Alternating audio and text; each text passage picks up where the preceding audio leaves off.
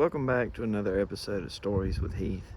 I want to tell you today, one of my kids asked me earlier this week what my favorite miracle was. And it took a little bit of thinking, but my favorite miracle, I think, comes out of the book of John. Jesus was walking with his disciples and they came across this blind guy. And the disciples said, hey, was this guy blind because of something he did, or was he blind because of something his parents did? Because their understanding of suffering was that if this guy was going to suffer, something wrong with him, then somebody had to be at fault. And Jesus told them, well, it's not. It's not that it's either of that. This guy is where he is because God wants to demonstrate his awesomeness to all of you. And Jesus walks up to this guy, doesn't ask him anything. The guy doesn't ask Jesus anything. Jesus just spits in some dirt, makes some mud, rubs the mud in this dude's eyes. And I mean, put yourself in the position of this blind guy. Some stranger walks up to you, doesn't say anything, spits in the mud or in the dirt, makes mud, and just starts rubbing it on your face. And then Jesus tells the guy, hey, go wash in the pool of Siloam, which was a place that people were supposed to go to sometimes get healed. And so the blind guy now has to go walk without crosswalks and canes and seeing eye dogs. He has to find his way to this pool and wash the mud out of his eyes. But when he does, he can see, and he's pretty stoked. So he goes and he goes back and goes back to the place he was. And when he gets there, everybody's like, well, is this the guy that was blind? Surely he's not the guy that was blind, because the guy that was blind is blind and this guy's not blind. So it just kind of looks like him. It's not really him. And, they're arguing back and forth about whether or not he's him without ever saying, hey, bud, are you? What happened? And so the guy's like, well, I'm me. I'm me. I can see. And they're like, that's crazy. How did that happen? He said, well, this guy, Jesus, he spit in the mud and made mud. He put it in my eyes, told me to go wash my eyes, now I can see. They said, that's great. Let's go take you over to the Pharisees. So they took him over to the Pharisees and said, hey, this is what happened. Or look, at this guy was blind and now he can see. And they said, hey, what happened? So he tells them the story. This is what happened. And they're like, I don't think that happened. No, not with Jesus. No, not Jesus. No, this happened on the Sabbath. This is not right. No. So, hey, go find that feller's mom and daddy. And so they go get his parents. They bring his parents in. And the parents say, okay, now how come it is that you say that this son of yours was blind, but here he is that he can see?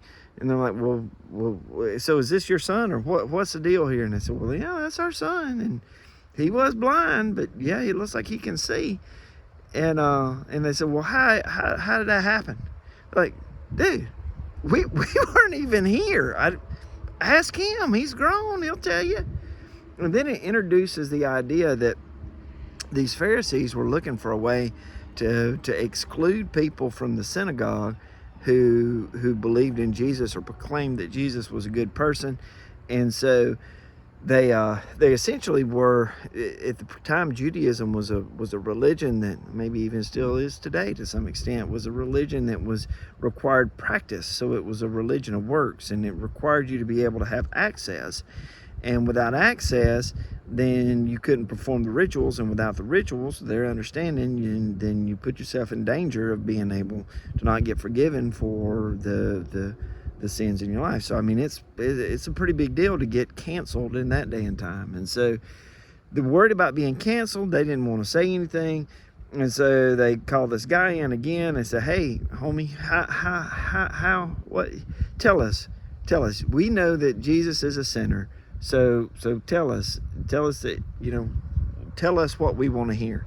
And the guy's like, well, whether or not Jesus is a sinner, I don't know, because I mean, you look at it and we know that God doesn't listen to people who are sinners, and we know that, and we also know that in the history of forever, nobody's ever been able to restore sight to the blind. So So if this guy is a sinner, then why is it that God's listening to him? And that doesn't make a whole lot of sense to me.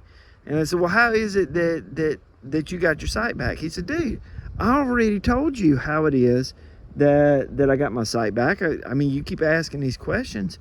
Do you want to become Jesus's disciple? And they're like, we're not Jesus's disciple. You are. We're Moses's disciple. We have Moses, and we know that this man's a sinner. And he's like, man, I don't know how this guy could be a sinner and be doing the things that he's doing. I don't know how that's possible. I mean, it seems to me like for him to be able to do the things he's doing, God's going to have to be blessing that, because we know that God ain't going to listen to somebody who's working against him. And they got mad at him and threw him out of the synagogue, right? And so Jesus goes and hears about this guy, and he goes back and finds him and said, hey, I'm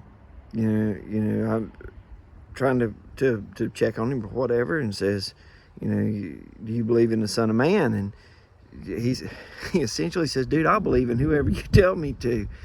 Who is he so that I can believe in him? And Jesus says, well, you're looking at him, which is a really interesting thing to say, because the guy, was blind, and now he can see, and he can see Jesus for who he is. And so the guy believes and he worships Jesus, and that's great. And then Jesus said that he comes so that the blind could receive their sight, and so that those that could see would be made blind, there's a lot of paradox when Jesus is talking in and around the Pharisees. The meaning of that is kind of sort of, I don't think it's obscured to them, but he doesn't come right out and say what he's saying. And so because that opening is there, the Pharisee says, well, what about us? We can see. And Jesus says, if you had been blind, you wouldn't be guilty. But because you can see, your guilt remains. There are so many really good lines out of that story, and so many good points. The disciples wanted to know who was to blame.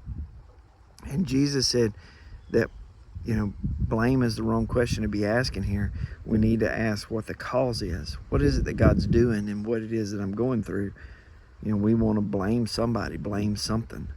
It's the Republicans' fault. It's the Democrats' fault. It's the government's fault. It's my parents' fault. It's my spouse's fault. It's my kids' fault. It's my job's fault. It's the economy's fault.